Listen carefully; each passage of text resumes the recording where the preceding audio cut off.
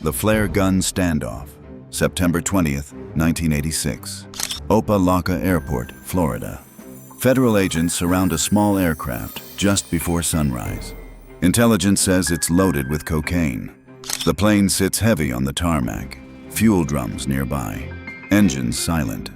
Mickey Munday steps out, 41 years old, pilot, smuggler. A man federal investigators had been tracking for years. There are guns trained on him. Orders shouted, hands raised. Instead, Munday walks toward the wing, unscrews the fuel cap, reaches into his pocket, and pulls out a flare gun. He aims it at the gasoline. One spark would ignite the aircraft, the fuel drums, and everyone within range. Agents freeze. It's no longer a drug bust. It's physics. Fire. Catastrophic consequence. For several long seconds, the United States government and a single pilot stand locked in calculation. Then the perimeter breaks. In the confusion, Mickey Munday disappears into the Florida swamps he knows better than any federal map. But this moment, the flare gun, the standoff, was not the beginning. It was the peak of a machine that had already moved tens of thousands of pounds of cocaine into the United States. And what authorities would later uncover shocked even veteran narcotics agents. Because Mickey Munday wasn't a cartel gunman. He never commanded a street gang. He didn't fire a single shot. He built the delivery system. The origins of a smuggling architect. Miami, in the late 1970s, was transforming. The city was becoming a financial gateway for Colombian cocaine. Violence surged. Cartels expanded. The drug trade wasn't just street-level dealing. It was aviation, maritime logistics, money laundering, political pressure. Mickey Munday entered this world not as a soldier, but as an engineer. Born in 1945, he grew up in a middle-class household. By his 20s, he was running legitimate businesses, construction, boats, towing. He learned machinery, fabrication, systems. More importantly, he taught himself to fly. That skill became his leverage. In 1978, after clearing out a deceased friend's warehouse, Munday encountered a large quantity of marijuana. He helped facilitate its sale and allegedly made a six-figure profit. Instead of spending it, he invested in aircraft. That decision shifted everything. What began as opportunistic smuggling soon connected him to larger networks tied to the Medellín Cartel. And by the early 1980s, Munday was no longer a small-time pilot. He was a logistics asset for one of the most powerful criminal organizations in the world. The rise. Building the air bridge. The Medellín Cartel, led by figures like Medellín Cartel and its most infamous leader Pablo Escobar, needed reliable entry points into the United States. Miami was the gateway. Munday allegedly partnered with traffickers including John Roberts and Rafael Cardona Salazar to create an importation system that prioritized precision over intimidation. Between 1982 and 1986, federal indictments later alleged that the operation moved massive quantities of cocaine, some estimates placing it at up to 30 tons during its peak years. Munday's role was not distribution, it was transportation. He flew aircraft from South Florida to the Bahamas, then onward to remote Colombian airstrips. The cocaine was loaded, flown north, and dropped offshore using coordinated marine crews. A second aircraft often acted as a scout, watching for Coast Guard or customs presence. Drop zones were marked with infrared beacons, night vision equipment, radar detection systems, radio scramblers. For early 1980s smuggling, it was unusually sophisticated. What authorities discovered next would redefine how federal agencies approached air interdiction.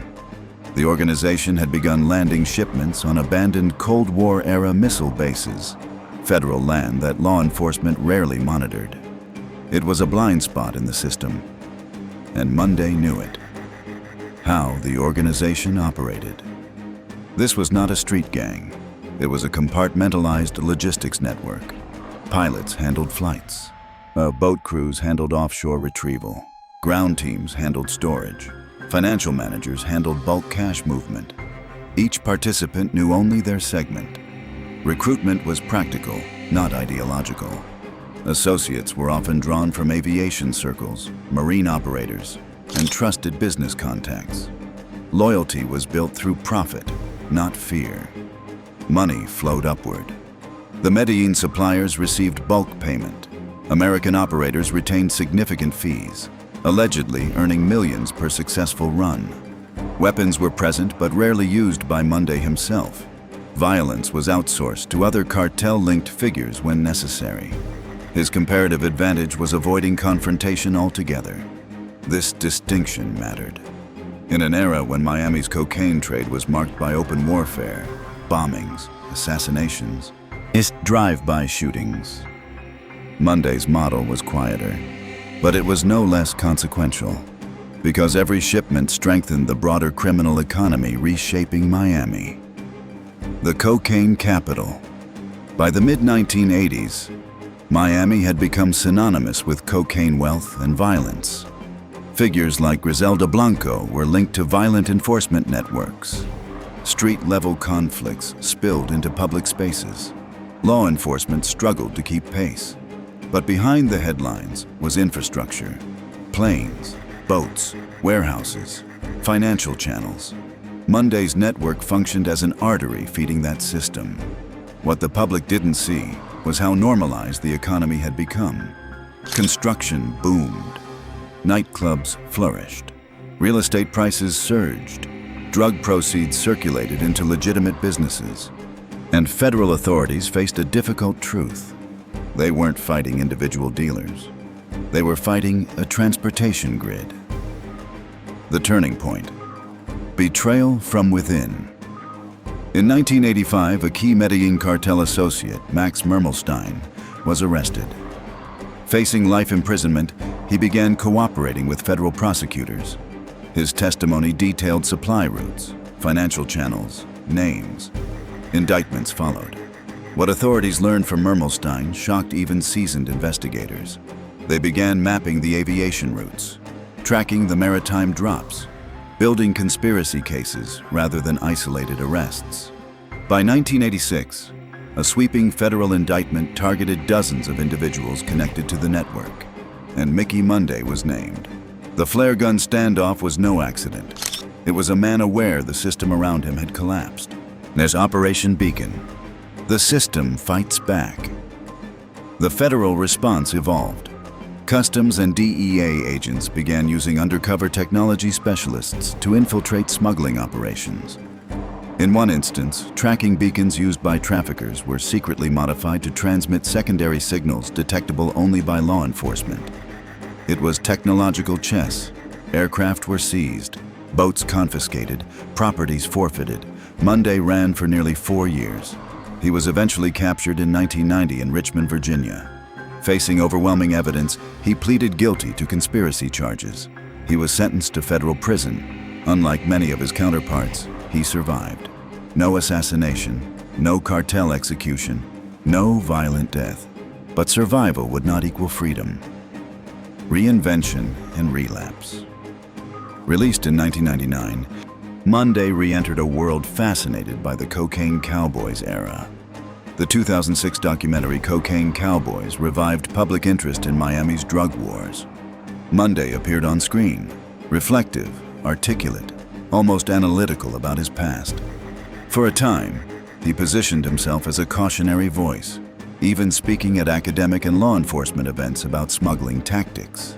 But this was only the beginning. In 2017, federal prosecutors charged Munday again, this time in an auto fraud conspiracy involving stolen vehicles transported across state lines. It was not cocaine. It was not cartel-level money. But investigators alleged the operational pattern was familiar. Logistics, transport coordination, compartmentalization. In 2018, he was convicted of mail fraud and conspiracy. He was sentenced to 12 years in federal prison. At over 70 years old, the last cowboy standing many figures from the 1980s cocaine era are dead. Pablo Escobar was killed in 1993. Griselda Blanco was shot in 2012. John Roberts died of cancer. Mickey Munday survived them all. But survival does not erase impact.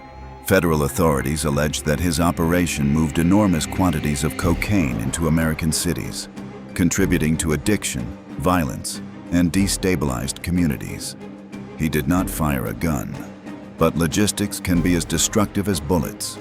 Today, he remains incarcerated.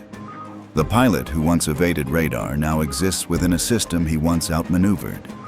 Legacy: intelligence without morality. Munday's story challenges a popular myth that the smart criminal is somehow cleaner, less harmful, more strategic. Intelligence does not neutralize consequence. But the Medellín Cartel's American expansion relied on engineers, pilots, accountants, not just gunmen. And without those architects, the empire could not function. The real question is not how one man moved 30 tons of cocaine.